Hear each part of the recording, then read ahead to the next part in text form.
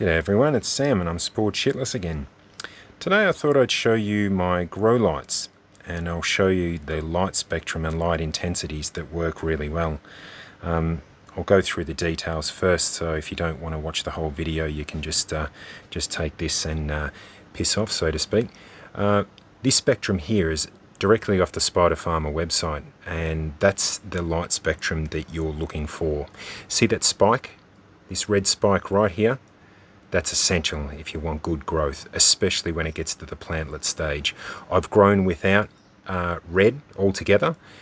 They still grow, but that red spike, particularly when it gets to the point of forming plantlets, you want that red spike in between the 650 to 680 nanometer range. So if you have a look at the light intensities that work, 20 to 100 micromoles, ideally between 40 and 80, and your lux between 1500 and 5000 lux, ideally 2000 to 4000. So yeah, if you want to take that information and go away, that's pretty much it, and we're done. No, just kidding, you can follow through for a little bit more now. So what I'm going to do now is I'll take I've got a quantum sensor which feeds back to the Apogee software, which will show the micromole underneath various lights that I've got. So I'll go through that. And also this little doovie lucky here that I built up, just made out of a webcam, a diffraction grating, and an aperture to let light in. So that takes that light data and feeds it to the Theramino software, and I'll show you the color spectrums of all the different lights that I use. So yeah, I'll stop it now because I've tried to get this in one take and it's about my 60th time now and I'm getting the shits. So yeah, be back in a second.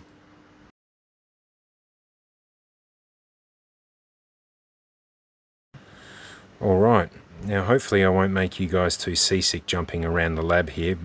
My camera work's not really that good, but we'll see how we go.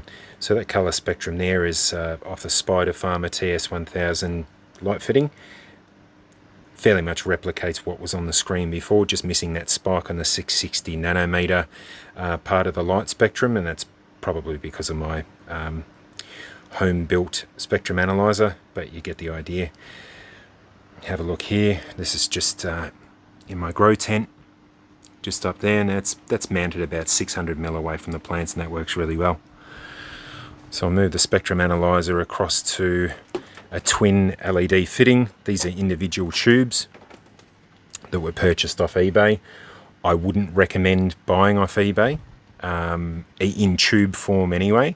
It's a lot of stuffing around to get them working properly, and their quality control's not really good. Sort of don't want to burn your house to the ground, but that's just to show you the spectrum anyway. I see it's very, very heavy in the red, more than it is the blue, a little bit of green, but those plants under there grow really, really well. Okay, so we'll move the analyzer again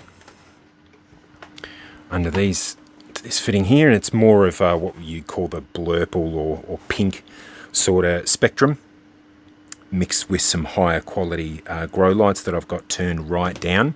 The light intensity on those professional fittings, I won't tell you the company, they're really, really good, but their light intensity was just way too high for what I needed them for. But if you go up to the color spectrum there, again, higher in the red, lower in the blue, and that's exactly what you're looking for.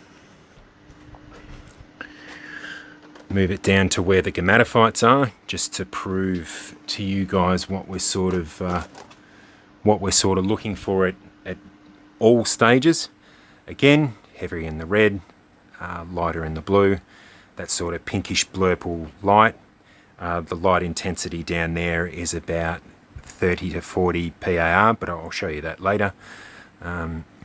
So yeah, that's what you're looking for, guys. Higher in the red, lower in the blue, that spike on 660 nanometers, perfect.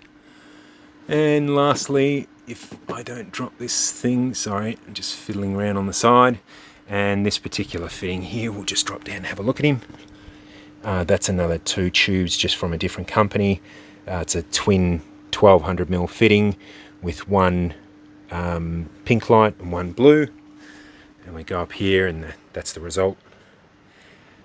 and they're still growing good. Now, lastly, we'll move our spectrum analyzer, the dodgy backyard spectrum analyzer, across to a bit of a test I've got here. So I've got some just some LED light bulbs just from Hammerbarn. So this one's a 6500K, that's 4000K, that's 2700K. So we've got daylight, cool and warm. And that's just to see how the plants grow under different spectrums. So I'll do another video on that. But just on our daylight one, we'll show you the spectrum. That's the daylight spectrum. And the plants under that are growing really well. Despite there not being I'm imagining there's a red spike in there. If there's not, just an example, it just shows you that, yeah, light isn't really that important. Use what you got, guys. Don't go overboard like I have. And spend the kids' inheritance. So this is under the 4000K. There you go. So it's actually got more red than I thought for a 4000K. And the plants under there are growing really well. Now, this one was surprising. This is 2700K. It's warm white. And because it's heavy in the red, well, I thought it was heavier. Well, it is heavy in the red if you have a look. Go here. There's no blue at all. Now with no blue at all, the gametophytes under there are struggling. Now not only that, the light intensity is quite low. It's between 20 and 30 micromole, which is quite low. Maybe it's the light intensity that's doing it, but I think also the absence of the green and the blue spectrum is not helping them grow. The only thing that refutes that claim is I've got a red light over here, and this was brought to you by Roxanne. She left her red light on, so we'll put it underneath there. Hopefully that hasn't scorched your retinas. And we'll have a look at this spectrum. Now this is from Spider Farm. It's supplemental light for, I think it's for when people are growing the old 420, but you can see the spike here for the 650. Now this is great if you've got a light and you're supplementing it for this spike, because that's exactly what you want. The problem is, in this application, it's really, really intense. That's about 200 micromole. And at that distance, at 600 mil, way too bright. Way, way too bright. But the plants are growing okay underneath there. You can't see because it's all black. Obviously, the red's cancelling out those plants. We'll take that one aside. I've grabbed the wrong one. Of course I have. Grab this out just for you guys to have a look. Let my eyes adjust so I can see again. So they're growing. What I have noticed with the really heavy red, like red on its own, the gametophytes are quite wide. So they do grow underneath it, but I don't know how fast comparable to a full spectrum at the moment, because I've only been using this for about a month. But yeah, it's just an example to show that they're really not that fussy. I reckon if you guys aim for, obviously those specs there, where have I put it? No, I don't have it. But you can remember from the start of the video that that spectrum that I was showing you. Hang on, I'll just put it under the Spider Farm so I can show you again. Sorry, piss farting around. Yeah, if you can get a spectrum like that, with your spike here, like the Spider Farm one, that's exactly what you're looking for, right from your spore all the way through to the plantlet stage. All right, I'll stop this part of the video now, and we'll go over to light intensity.